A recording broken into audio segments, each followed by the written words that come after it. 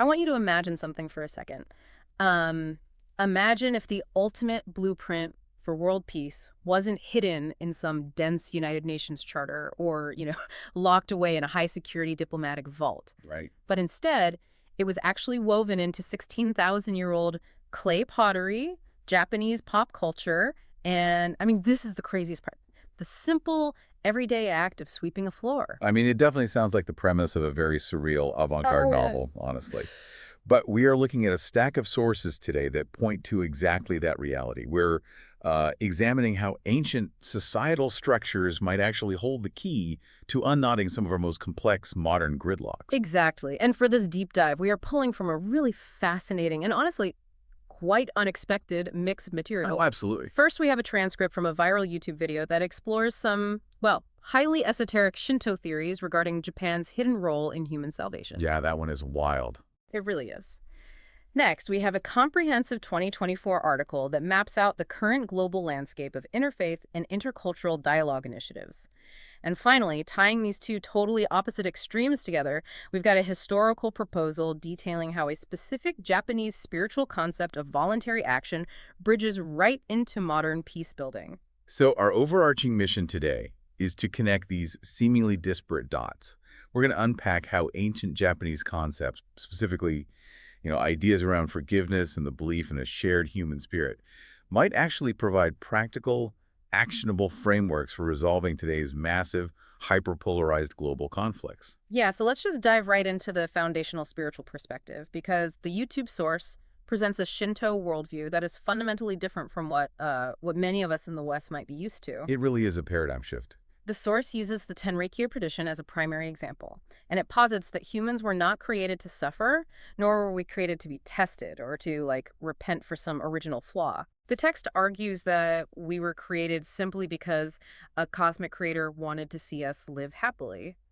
Like, the baseline assumption of existence is that we are completely enveloped in love. Which is a profound departure from theological frameworks that focus heavily on, say, original sin or a purely transactional relationship with the divine where you basically must earn your right to exist. Yeah, exactly. It fundamentally shifts the baseline of human interaction. Yeah. Think about the psychological mechanism at play here.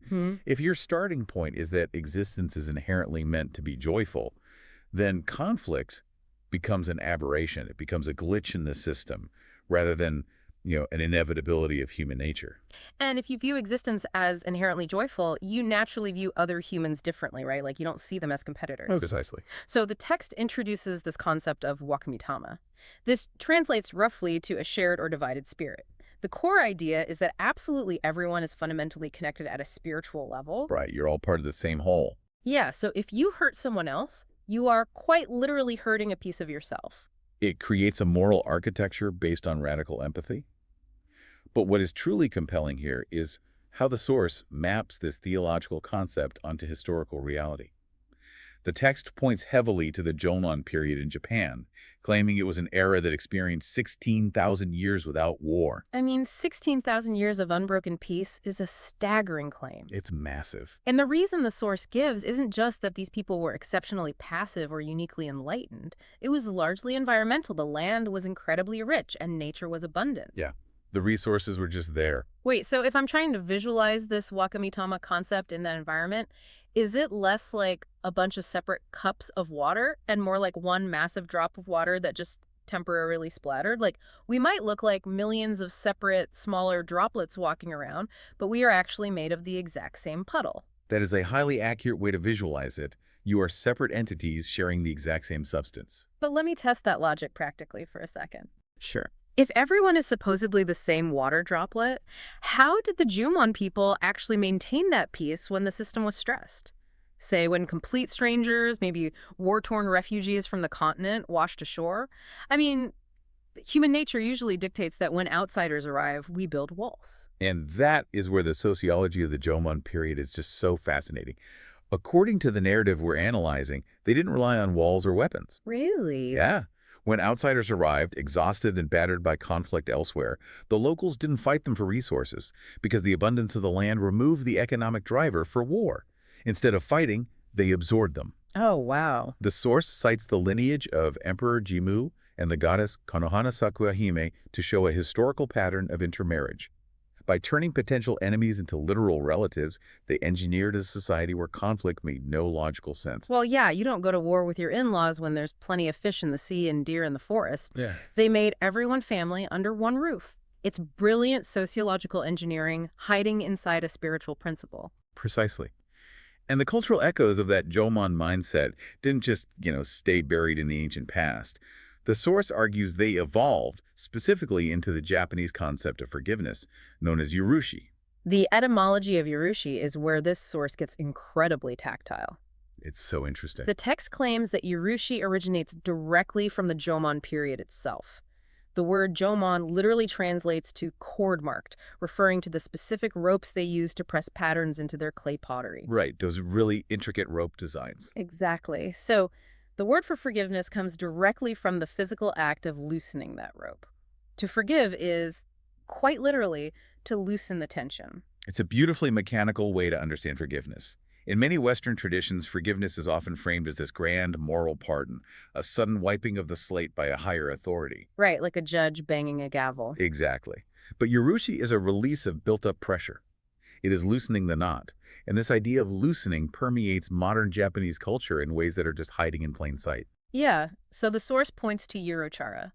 These are the loose characters or mascots you see all over Japan, like the famous bear Kumamon. Oh, everybody knows Kumamon. Right. They are soft, they are a bit clumsy, and they are totally non-threatening. They are the embodiment of that loosened rope. But it goes beyond just city mascots. The text points out how this spiritual DNA shows up in major anime, specifically citing Sailor Moon. A massively influential global phenomenon. I mean, obviously. Right, but look at how her character is constructed. She isn't some flawless, invulnerable lone wolf hero who punches her way to peace. She's flawed. She's a bit of a crybaby. Yeah, she really is. She has loosened that Jomon since the word. But she has a pure heart, and crucially, she relies on a team of 5. She isn't a solo savior dominating her enemies. She works collaboratively. Which reflects the broader concept of Otenta Samagamiteru, the idea that the sun is watching. Japanese morality, as described in these sources, isn't always driven by strict religious dogma read from a text. Right. It's driven by an intrinsic collective sense of simply not doing anything shameful, because the universe, the sun, is observing you. The source even mentions an old Japanese superhero called Gekko Kamen, or Moonlight Mask. He represents the moon, the yin, or the shadow, but he's an ally of justice. Yes, a very unique take on a hero. It proves that heroes don't have to be the absolute blinding sun of righteousness. They can operate in the shadows and still be good. Oh, wait, hold on. Let me just push back on this for a second. Go for it. We're looking at a 16,000-year-old archaeological record of clay pots, and the source wants to connect that directly to a cartoon mascot meant to sell merchandise and an anime about a crybaby superhero. I have to ask, isn't that just a massive stretch? It does sound like one. Like, are we not just reading deep theology into commercial pop culture? It is a completely fair skepticism. It sounds like an academic leap. But we have to consider what pop culture actually is. Culture doesn't exist in a vacuum. It is essentially a reflection of a society's collective, subconscious values. Okay, I see what you mean. The creators of Sailor Moon or Kumamon weren't sitting around reading Jomon archaeology, but the fact that the most beloved heroes and symbols that resonate deeply with the Japanese public are collaborative, slightly flawed, and operate on pure intentions rather than brute strength, that is not an accident. Right. It suggests that the loosening of yurushi really is a foundational cultural operating system. They aren't celebrating absolute domination. They are continually celebrating connection and release. When you frame it as a subconscious operating system, that actually does make a lot more sense. It's the water they are swimming in. Exactly. Now, this brings us to a part of the YouTube transcript that is incredibly provocative. The source takes this concept of yurushi, this ultimate forgiveness and loosening of the rope, and applies it to one of the most devastating geopolitical events in human history, World War II. Yes, and if you are listening to this, it is really important to frame exactly how we are approaching this next section. Yes. We are looking at a highly esoteric, deeply spiritual interpretation of history provided by the source material. We aren't validating this as objective historical fact, nor are we taking any political stance on the war or its actors. Right, we are just the messengers here. Exactly. We are examining this as a fascinating case study in how a culture attempts to process unimaginable trauma through a metaphysical lens. Well said. So according to this viral transcript, August 15th, 1945, the day Japan announced its surrender, is viewed within this specific esoteric framework not simply as a military defeat, but as a day of ultimate forgiveness. The central argument the text makes is that despite the unprecedented horrors of the war, and specifically the deployment of the atomic bombs, which the source explicitly notes were violations of international law, Japan did not attempt to retaliate or perpetuate the cycle of violence. Right. Instead, the narrative claims they absorbed the blow. They loosen the rope on a global, catastrophic scale. To explain the mechanics of this, the source introduces a Shinto concept known as yaso, which translates to a cycle of 80 years. It's a very specific timeline. Yeah. The claim is that by silently enduring the post-war period and accumulating virtue, the Japanese term used is toku, for exactly 80 years, Japan fulfilled a specific cosmic timeline. And that timeline just recently ended, right? Yes.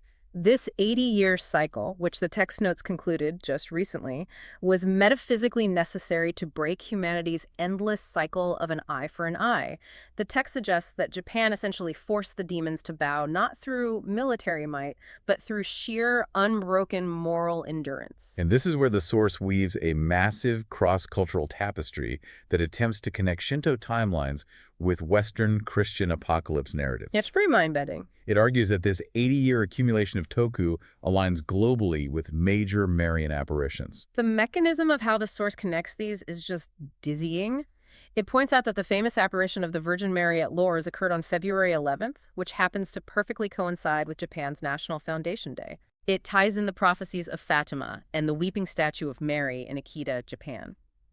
The source goes so far as to claim that the biblical 144,000 mentioned in the book of Revelation, typically understood as the tribes of Israel, actually represents the Japanese imperial line. That is quite the claim. It argues that Japan replaced the tribe of Levi as the hidden keepers of the divine covenant, basically taking on the world's karmic debt.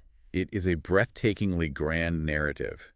It attempts to center Japan in the cosmic salvation of the entire human race. It is like reading global history through a giant metaphysical cipher. A devastating geopolitical loss, a surrender, is completely reinterpreted as a masterclass in spiritual martial arts. Right, a totally different framework. It frames the nation as winning the ultimate battle by explicitly refusing to strike back. Which brings up the psychological utility of this narrative. Like, why do people seek out or create these kinds of massive esoteric frameworks? To make sense of it all, maybe. Exactly. If we look at a world that feels perpetually trapped in endless retaliatory violence, framing a nation's post-war trajectory as an intentional accumulation of toku, or virtue, offers an incredibly powerful alternative to endless grievance. That makes sense. It transforms absolute victimhood into a deliberate cosmic act of salvation. Whether one accepts the esoteric math of the 80-year cycle or not, the psychological mechanism at play is a profound attempt to find agency, meaning, and ultimate peace in profound suffering. That shifts the perspective entirely. It moves the cultural narrative from look what was done to us to look what we absorbed for the sake of the world. Precisely. But let's bring this down from the cosmic biblical level to the ground level. We've talked about grand spiritual cycles, but how do we transition from mysticism to actual physical action? Like, how do you actually build peace between people who hate each other? This is where our third source, the 1983 proposal by a researcher named Miyazaki, becomes incredibly relevant. It focuses heavily on the Tenrikyo concept of Hinokishin. Which translates to voluntary physical action or daily charity, right? Yes. Miyazaki argued that Hinokishin and the concept of interfaith dialogue act as two wheels of a single cart. They cannot move forward without each other. Ah, I see. And they are driven by the overarching principle of Ichiretsu Kyudai, which is the belief that all humans are brothers and sisters. That brings us right back to that Wakamitama concept we discussed earlier, the water droplets splitting apart. Exactly. So interfaith dialogue provides the intellectual and social scaffolding to discuss peace, but Hinokishin is the physical sweat equity action that makes that peace tangible. The source outlines a very specific practical example. Miyazaki proposed a UK-Japan tour where tourists, who might be of completely different faiths, opposing political backgrounds, or no faith at all, pay for their lodging not with money, but by participating in Hinokishin.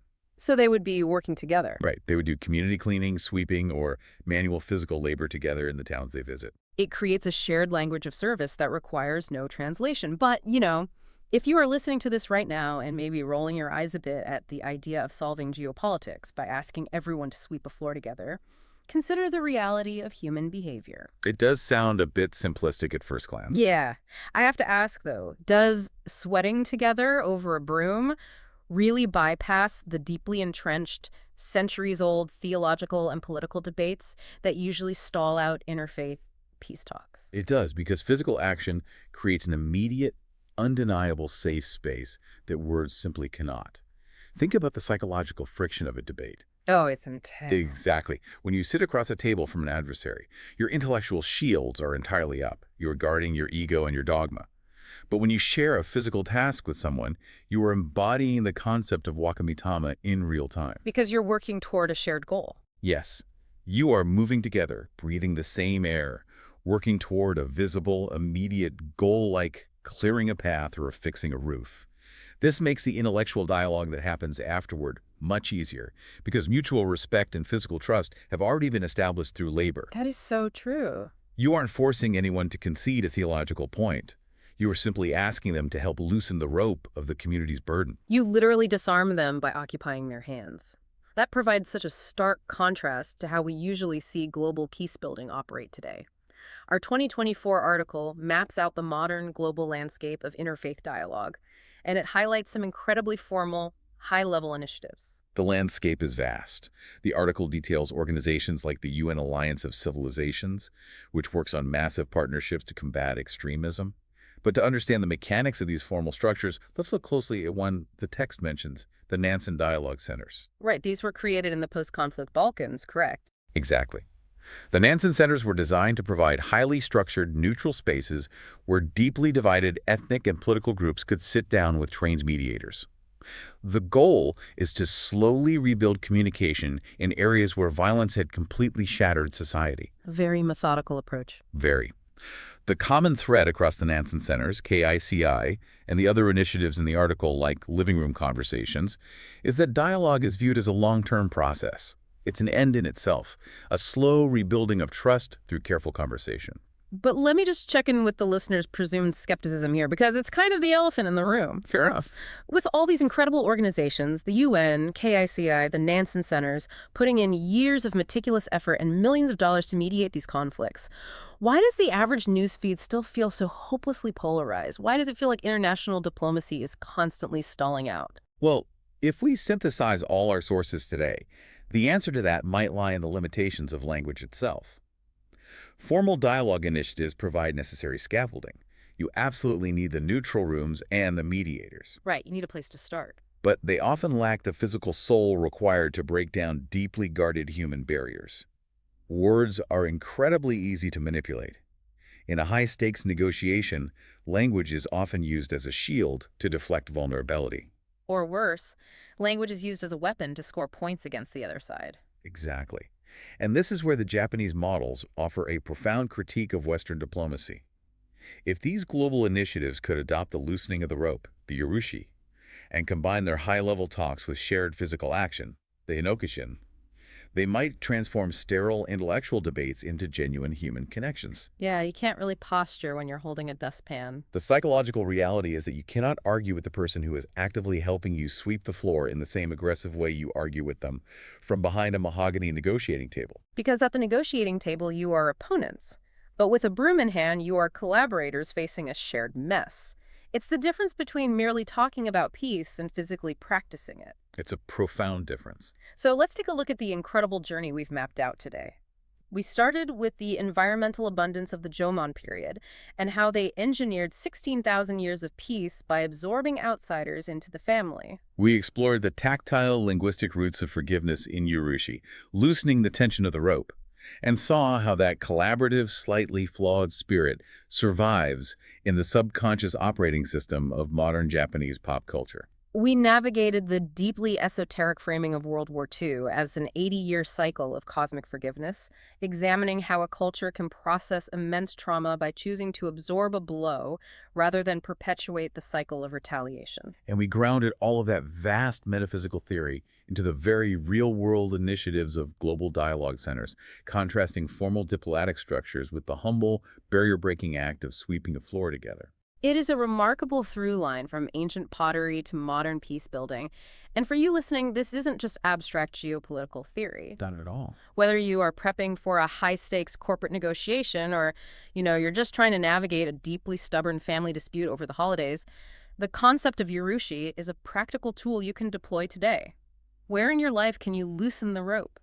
Where can you recognize the wakamitama, that shared water droplet of spirit in the person sitting across from you? Because, as we've seen, the intellectual scaffolding of dialogue is only ever as strong as the basic human connections supporting it. Which leaves me with one final thought I can't quite shake after reading all this. If the ancient Jomon people achieved thousands of years of peace by absorbing outsiders, and modern global interfaith groups are struggling to replicate that peace through endlessly structured verbal dialogue, what if the ultimate technology for solving our modern hyper-digital conflicts isn't a better algorithm or a more perfectly worded peace treaty? What if the real blueprint for world peace is simply finding a shared physical chore to do with our enemies?